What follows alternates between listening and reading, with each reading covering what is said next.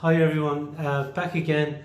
So look, this week I'm going to cook a fish dish. So what I'm going to put together is pan-fried fillet of bass with a sauce vierge, sounds posh, and some basil mash. So for the fish, yeah, I'm using, as I say, I'm using sea bass, and I guess you could use pretty much any white firm fish, maybe haddock or cod or plaice, maybe actually monkfish, or maybe whiting might be nice, kind of a delicate fish. Although the maybe monkfish is probably a bit too firm. Sure, look at whatever you like, and yeah, so any fish. And now to think about it, maybe it might go well with salmon as well. So look at whatever kind of fish you like. The sauce vierge, I'd say it sounds a bit posh, but reasonably straightforward to put together. It's a combination of a number of things. So what you need is, very good quality olive oil, extra virgin olive oil. The better oil the better you can get. I guess the better this might turn out. So yeah, so the olive oil and what else you got? So a mixture of fresh herbs. What I'm using is I'm using some fresh basil, some chives, and some parsley. I have a pot of parsley there just over the kitchen sink in front of me there, but okay, behind you, in front of me. Anyway, they're the herbs I'm using. You could throw another herb that you might like. I think it would work pretty well with tarragon, but you'd want to go easy on that, kind of a strong flavour to it.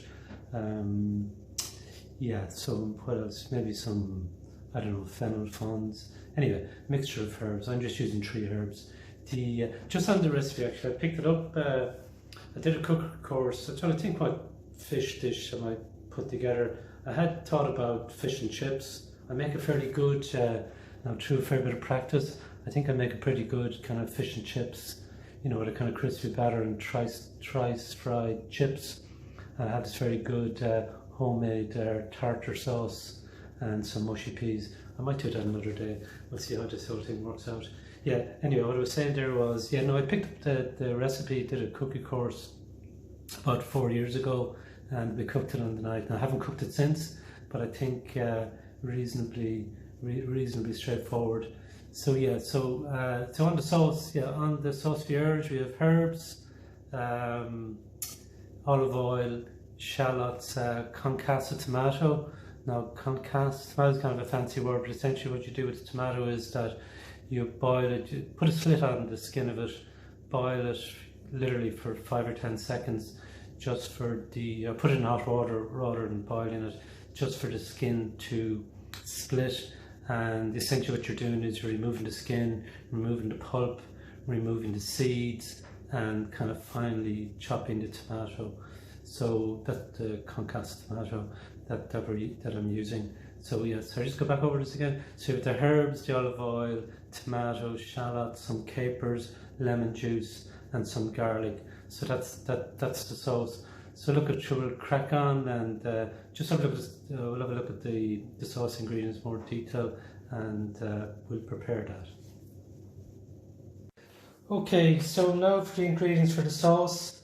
So the herbs that I mentioned, I have about 2 teaspoons of parsley, 4 or 5 basil leaves, 2 teaspoons of chives, clove of garlic that I've minced, the juice of half a lemon, about 100 grams of concassed tomato that I mentioned earlier on. So what I've done there is remove the skin, remove the pulp, remove the seeds, and finally chop that.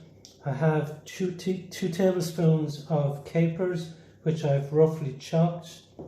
I have 100 milliliters of extra virgin olive oil, and I finely chopped about half a shallot. So that combination, so that's all right. And you can see there, I also have my sea bass ready to go. So yeah, so they're the ingredients for the sauce. So I'm just going to bring that to the pot and get that part of the dish completed. So yeah, onto the sauce. So this needs to go on at it. You're really just warming this. In actual fact, this sauce can be kind of served cold with the fish, but we'll kind of serve it warm. So There's not very much cooking in it. So I have that on quite a low heat. So I'm just going to add the olive oil. I'd say about, I think I said about 100 ml of that. So just going to let that warm through. Then I'm going to add the shallots. So just about, what was it, about half a good sized shallot. So I'll add the garlic. I'm going to leave the herbs till the end, so the kind of last thing you add to the dish. So now I'll add in the tomatoes, the lemon juice, the capers, and we'll add in some salt and pepper at the end.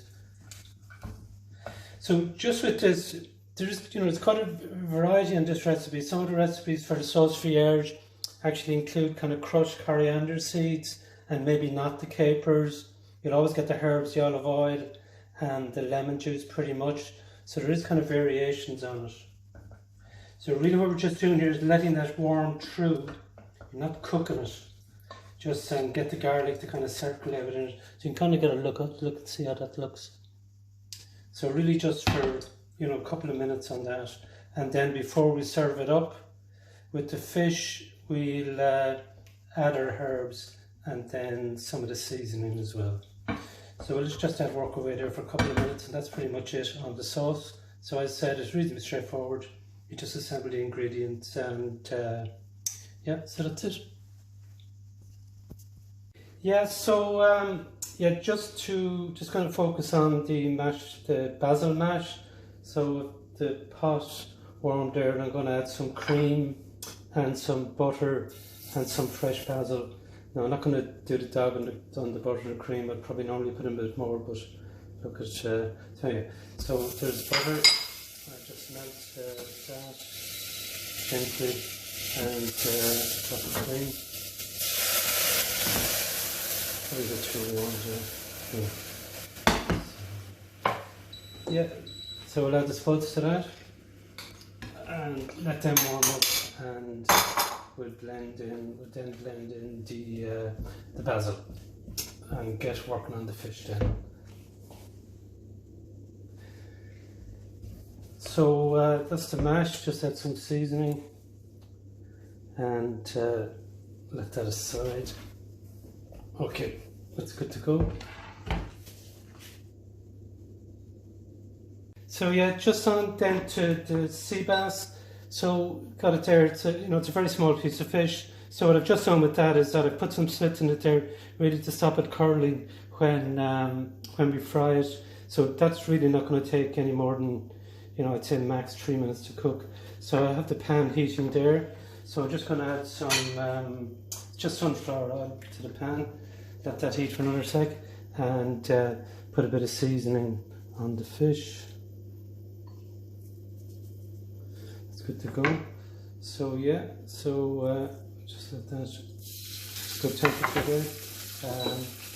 Yeah, so that's going to take just a couple of minutes to cook. Yeah, I'm just going to turn that there. Actually, I had it on for about 3.5 minutes. So just turn that there. That looks good. And I'm going to just give that about another minute, and I just add a small bit of butter, just to kind of help the flavour. That looks good there. Okay, so just finish that off, and then we'll finish the sauce and put the plate together. Yeah, so I've just warmed up the sauce vierge, and I'm just going to add the fresh herbs, the parsley, basil and chives, and I put seasoning in it earlier on. So look, that's the sauce. It's good to go. Just warmed it. That's basically it, and the spuds are good to go. Okay, just going to serve this up then.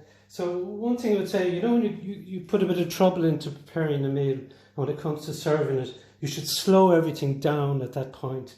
So it's nice, after all your efforts, to try and present, make it look good on the plate. A lot of people, you eat with your eyes essentially. So I'm going to try my best to, make it look good.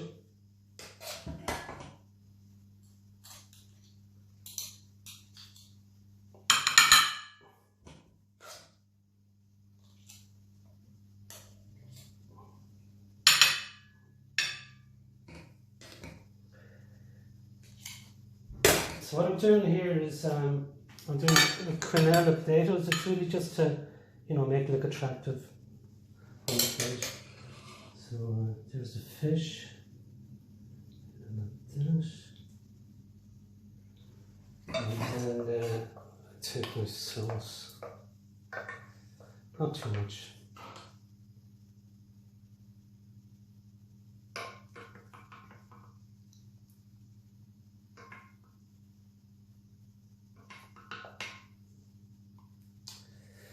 So that's that done. So there you have it, my pan-fried sea bass with sauce vierge and basil mash. Toodly pips.